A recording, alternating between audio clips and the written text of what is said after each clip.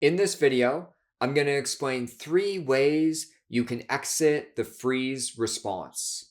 Now, the freeze response is often experienced as feeling shut down, numb, disconnected, despair, hopelessness, or helplessness. Now, in this video, I'm going to explain how you can start to recognize when you're in a freeze response and how you can effectively move out of it. Stick around till the end of this video because I'm going to provide some links to practices you can start to utilize and get you started for free. Now, if you like this content, please ensure you like the video and subscribe to my channel. So to begin, let's explore what the freeze response can actually look like so you can start to recognize when you're going into it. So I'm going to discuss the physical experience, mental experience, and behavioral experience of the freeze or shutdown response. So the physical experience can look like exhaustion, low energy, heavy sensations, low muscle tone, numbness, poor immune function, issues with digestion, chronic pain and symptoms, and chronic fatigue. The mental experience, lacking motivation or interest, dissociation, depression, numbness, loneliness, hopelessness, and helplessness. And finally, the behavioral experience is lack of movement, lack of purposeful action, social disconnection, withdrawal into distractions, and lack of responsiveness. So it's really important to understand that the freeze and shutdown response, it is a spectrum. So it's a spectrum of experience. It can be more mild to more extreme. Some people just feel mild numbness or disconnection. And at the extreme end, people are completely disconnected, dissociative, in incredible despair or depressive kind of symptoms. So it is a spectrum, and you just need to be aware that it can be more mild or extreme in intensity. The first step, though, in exiting the freeze response is you need to start to recognize when you're in it. And so I always tell people, really be aware. Be aware of that physical experience, like what's going on in your body, the cognitive, mental experience, and the behavioral experiences, because they all give you clues as you're going about your day when you're going into a freeze or shutdown response. And the freeze or shutdown response is one of the most common responses that people go into if they've faced childhood adversity, trauma, or chronic pain and illness. So now let's talk about the 3 ways you can exit the freeze response. Now, the first way that you can exit, and I think this is so important, it's something you really need to practice, is embodiment practices. This is a type of practice that I utilize in my approach. And embodiment practices include 2 things. You're getting exposure and you're creating safe connection as you get exposure. Now, people don't usually like to hear this, but to actually exit the freeze response, we need to slowly start to touch into it. Now, I do want to be clear, don't go into it when it's really extreme because you're probably not going to be able to tolerate the sensations inside.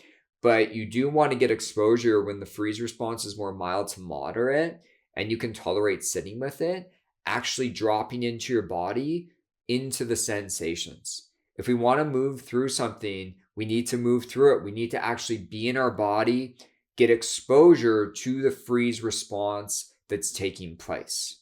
This is really vital because the more exposure you get while creating safe connection, when you go into a freeze response later on, it's not going to feel as scary. It's not going to feel as overwhelming because you're used to getting exposure and approaching it. We can't exit the freeze response by just perpetually avoiding everything, by avoiding the sensations, by avoiding the behaviors, whatever it is. Avoidance is not the solution. Again, if it's really extreme, avoidance is okay. I want to be clear about that. But we need to approach, embody, and get exposure to the sensations of the freeze response and then create safe connection. Now, the safe connection, there's lots of different ways you can do this. You could be doing certain breathing patterns as you attend to the sensations. I use a lot of somatic movement to help release the freeze response and move through it. It could be visualization, like visualizing a calming person, place, or animal, and kind of doing that and then going back and forth between the freeze response and the visualization. It could also just be cognitive safe messages, because the freeze response, even though it feels really unpleasant, it's actually physically safe. I know it feels really unpleasant. We don't want to touch into it, but it's just your brain and nervous system trying to protect you. That's what it's designed to do. And so giving some safe self-talk to yourself as you attend to the sensations can be really helpful. Now, in this first way of exiting the freeze response, I am going to give you two practices. So there's an embodiment practice that involves releasing emotions. You can use it for the freeze response. So I will put that link down below. It's a full embodiment practice of actually touching into the freeze response and moving through it. The second practice, it's a somatic movement practice. It comes from Qigong. Somatic movement is really key. When we're in a freeze response, we're frozen. We're not moving, right? That's why it's called freeze. We're really stuck in place. And so some light somatic movements, the key here is slow somatic movements can be really key. Don't go try and run a marathon when you're in the freeze response. That's going to be incredibly overwhelming to your system. Start with some slow somatic movements. So I'll put that practice link down below, which you can also access. So these two practices can help you embody the freeze response and also move through it. The second way we can exit the freeze response is with social connection.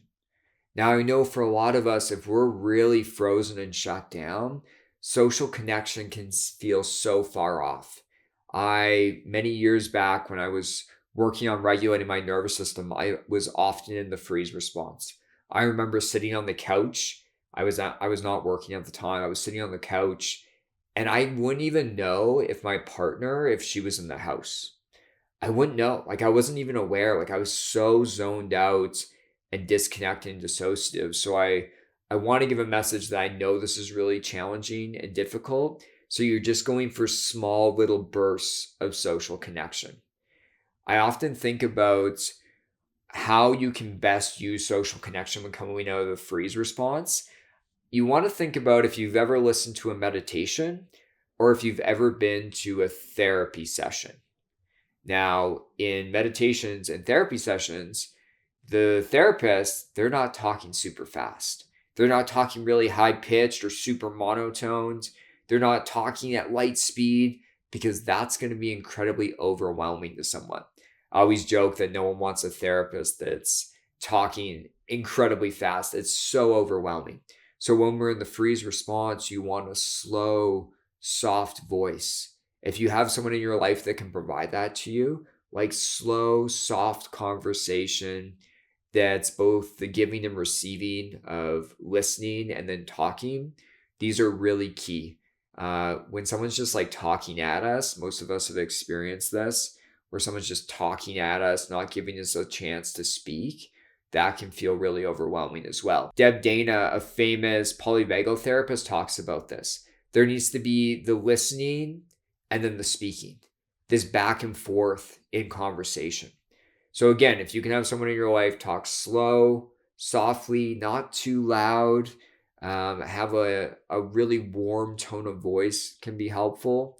And both the listening and speaking back and forth and this reciprocal conversation. That's the type of social connection we need. Don't overwhelm your system and go to a gathering with 50 people. That's going to be way too much.